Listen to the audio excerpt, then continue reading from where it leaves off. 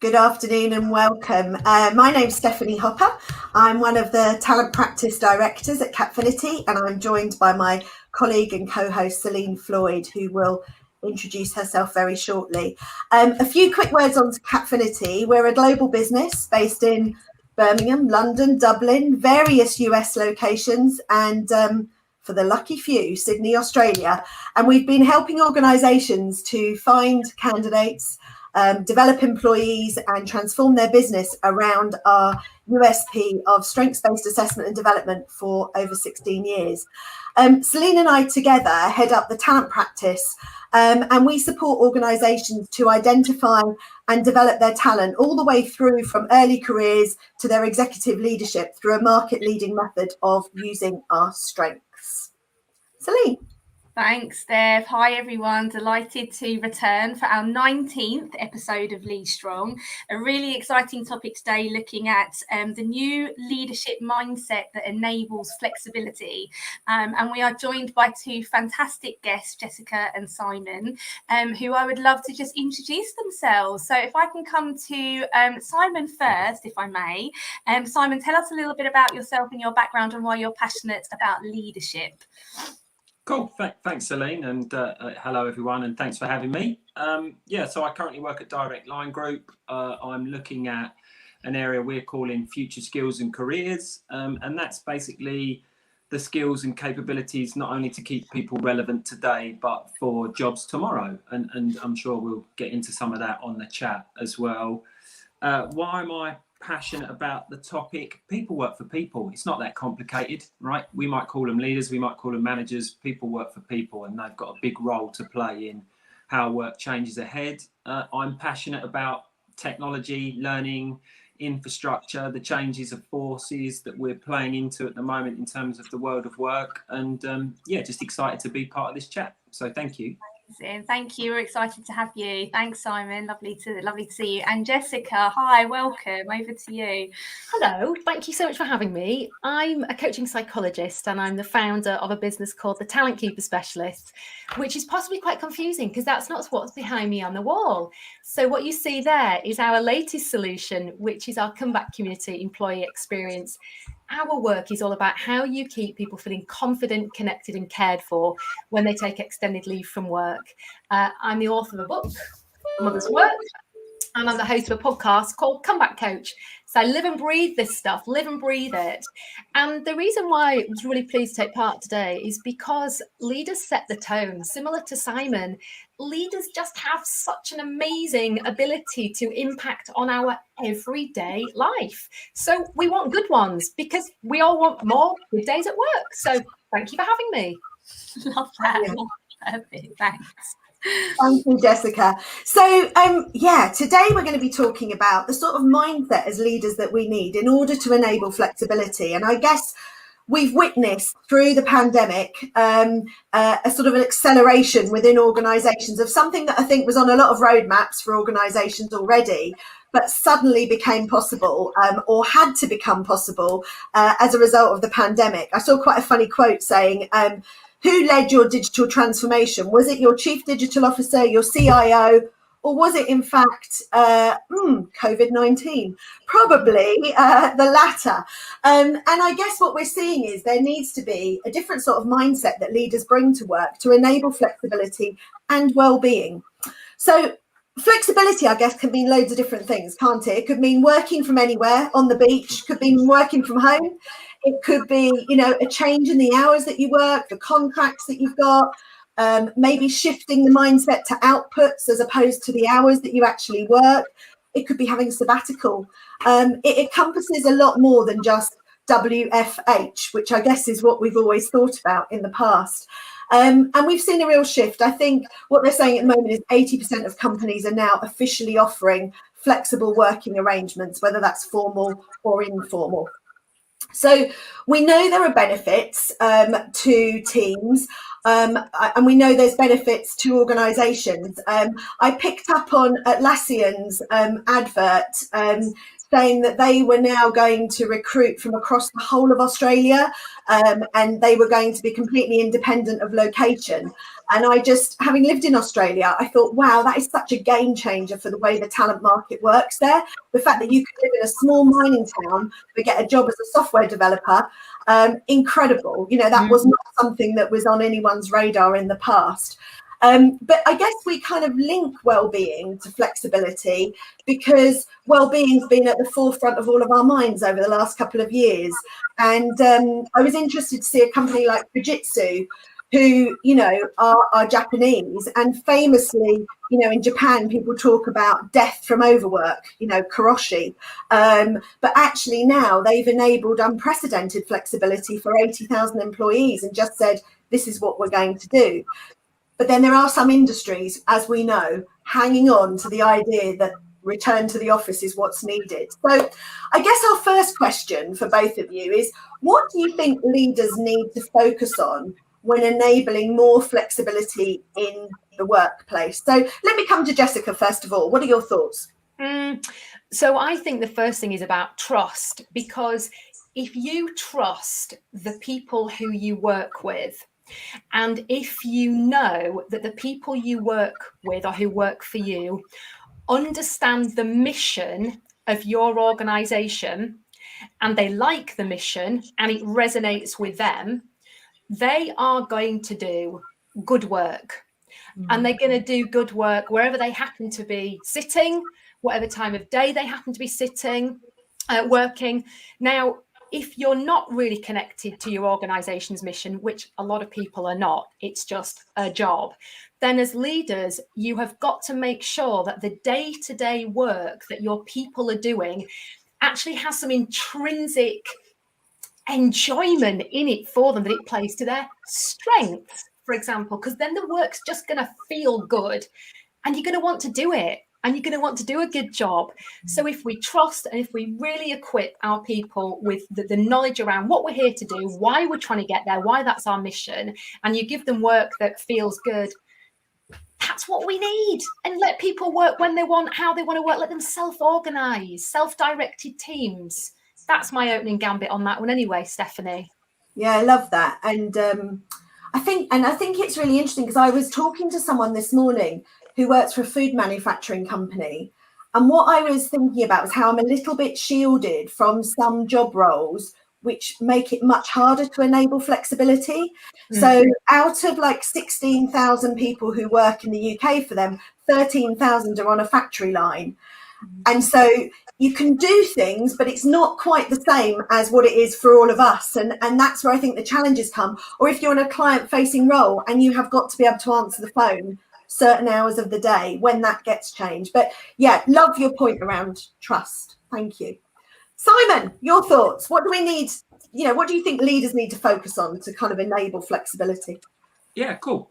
So I'll build on some of Jessica's points and add a few of my own views. I suppose there's an interesting dynamic at play even today, isn't there? Like, what is flexibility? So, you know, large CEO-based companies have been making announcements over the last week or so. We're really hyper flexible. We just need you in 3 days a week.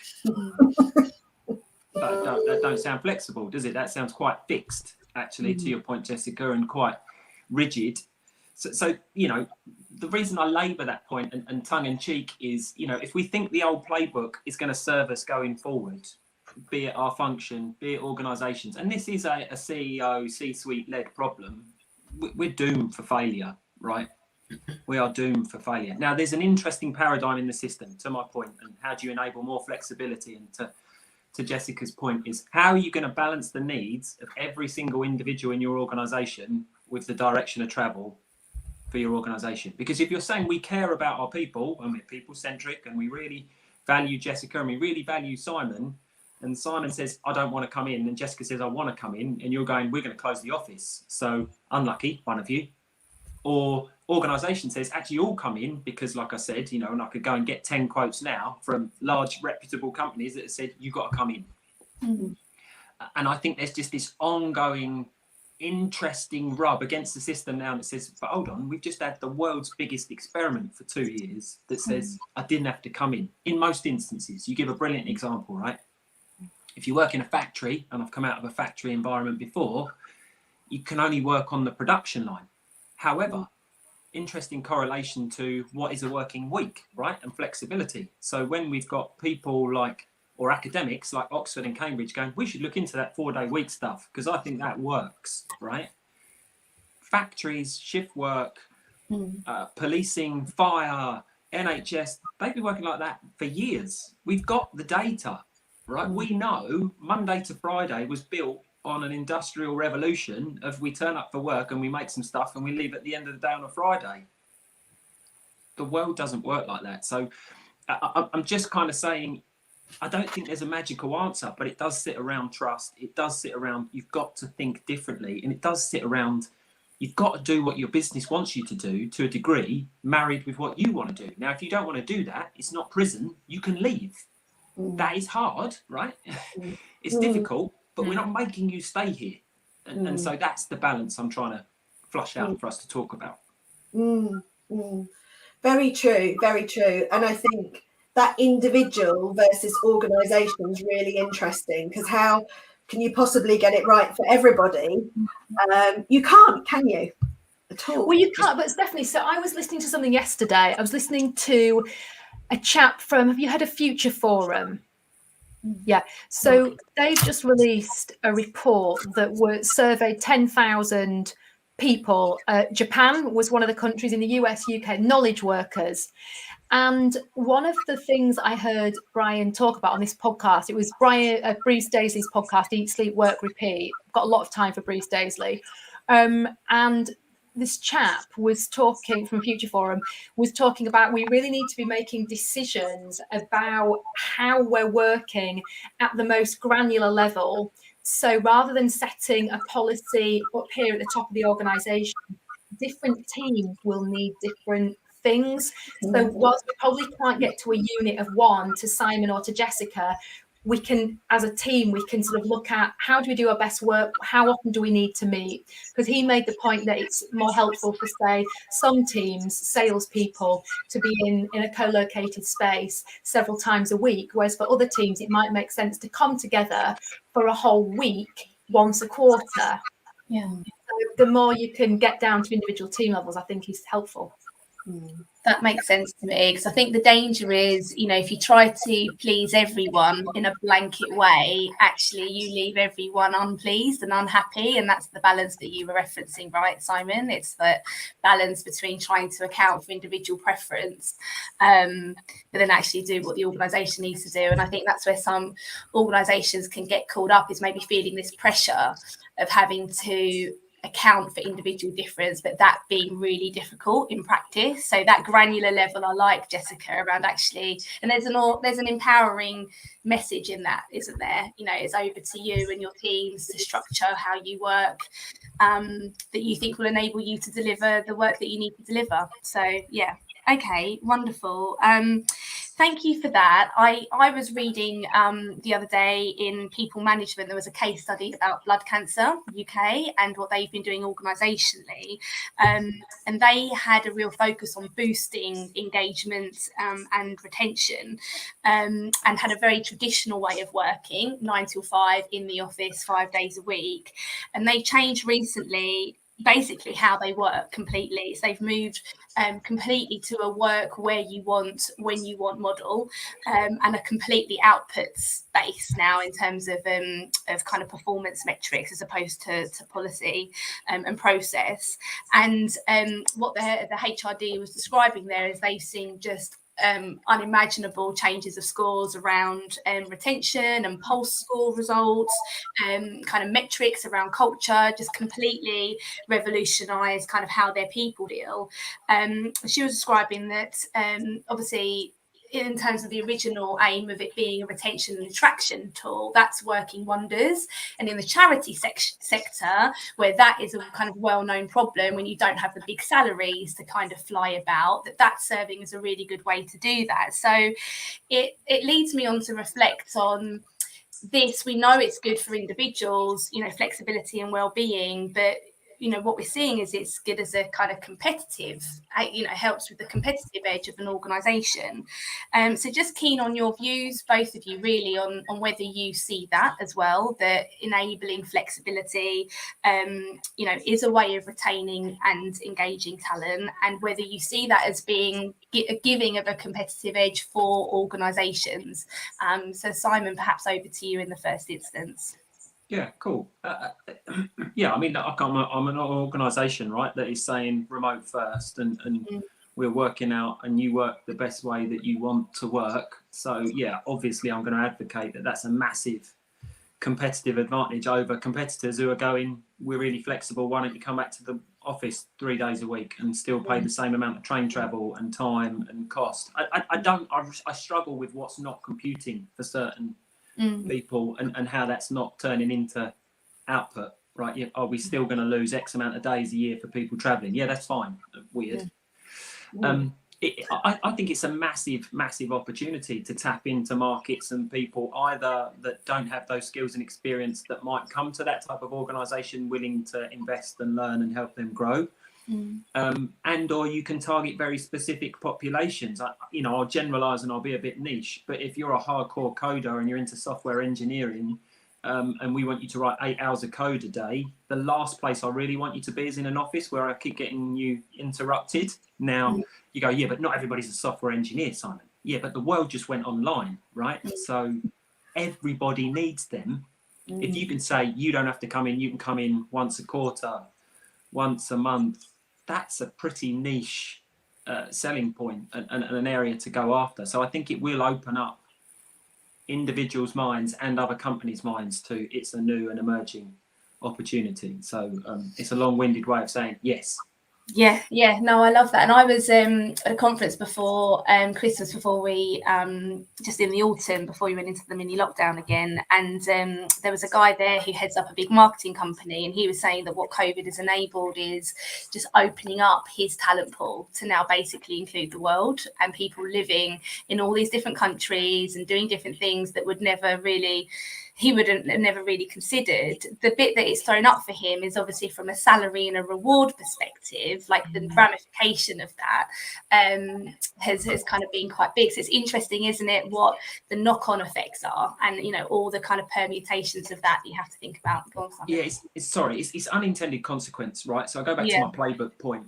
We still reward a large majority of these people in the same way. I'm not a reward specialist, but I do understand how we incentivize certain people. And if you get up to certain thresholds, the deal that you get is pretty much the same deal it's been forever, right? Unless you're in a startup share tie-in, buy-in type environment where you're looking for a buyout X amount of years down the line to move you on to the next thing. Most of those are very, very the same. We're not saying, actually, would I pay more if you could do that thing quicker than somebody we pay a salary to? Do I need you to be salaried? This is where I'm kind of going, it opens up, right? You go, hold on, if we could do that thing in 6 months, would I pay twice the price than somebody I pay X over there to do it as a normal salaried employee? In 6 months they can leave, right, as well. They haven't got to be bound to us. This is my unintended consequence of and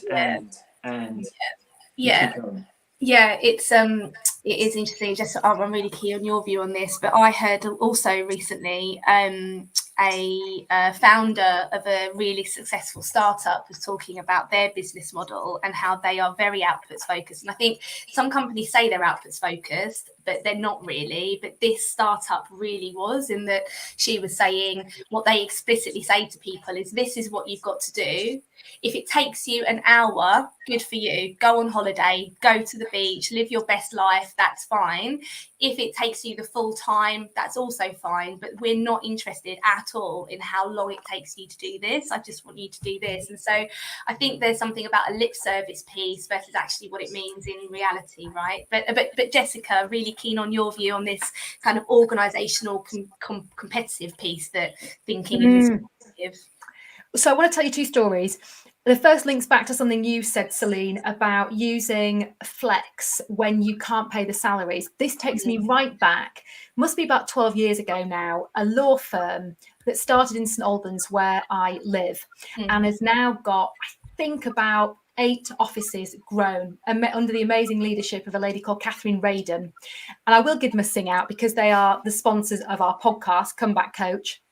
And Catherine Radon started Radon's Solicitors and decided that what she wanted was flexibility for herself, but also the way that she was going to attract lawyers out of the city. I mean, we're only 20 minutes out of London, but 20 minutes is 20 minutes, was by offering flex. And that is how she's grown, and how she's attracted lawyers to come and work with her is through that. So that's one thing. And more recently, one of our clients, Barton Wilmore, a big UK planning and design agency right across the UK, they are doing a lot of work around nurturing female talent, and because they want to get more female partners. And I was coaching an individual who's just joined the business, and she had 2 job opportunities on the table. She was joining from maternity leave from another organisation that she knew she didn't want to go back to.